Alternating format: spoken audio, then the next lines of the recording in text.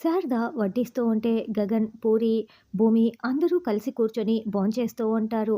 పెళ్ళేమో దగ్గరికి వచ్చేసింది. ఎన్నో రోజులు లేదు. ఎక్కడి పనులు అక్కడే ఉండిపోయాయి అని శారద కొంచెం టెన్షన్ పడుతూ ఉంటే, అన్నీ భూమినే చూసుకుంటుంది. మన భూమి ఉంది కదా అని గగన్ అంటాడు. అవేవి నాకు తెలీదు బావా అని భూమి అంటుంది. తెలుసుకొని మరీ నీ పెద్దరికాన్ని నిలబెట్టుకోవాలి భూమి అని గగన్ చెప్తుంటే, తిను బావా అంటూ భూమి గగన్‌కి వడ్డిస్తూ ఉంటే, నీ ఫోన్‌కి ఏదో ఒక మెసేజ్ వచ్చింది. ఒకసారి చూసుకో భూమి అని గగన్ మెల్లగా చెప్తాడు. భూమి మొబైల్‌ని ఓపెన్ చేసి చూడగా, భూమి గగన్‌కి ముద్దు పెడుతున్నప్పుడు గగన్ తీసిన ఫోటో ఉంటుంది. ఇప్పుడు నువ్వు నాకు ముద్దు పెడుతున్న ఫోటోని చూసావు కదా భూమి! ఇప్పుడు కనుక నువ్వు నాకు అన్నం ముద్దలు నోట్లో పెట్టి తినిపించలేదనుకో, ఈ ఫోటోని అమ్మ ఫోన్‌కి ఫార్వర్డ్ చేస్తాను అని గగన్ చెప్తాడు.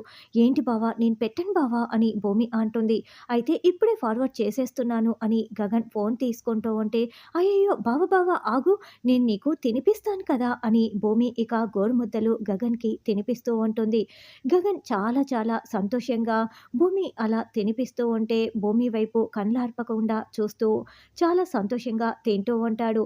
భూమి అలా తినిపిస్తూ ఉంటే శారద, పూరి, శివ ముగ్గురు చాలా సంతోషంగా చూస్తూ ఉంటారు.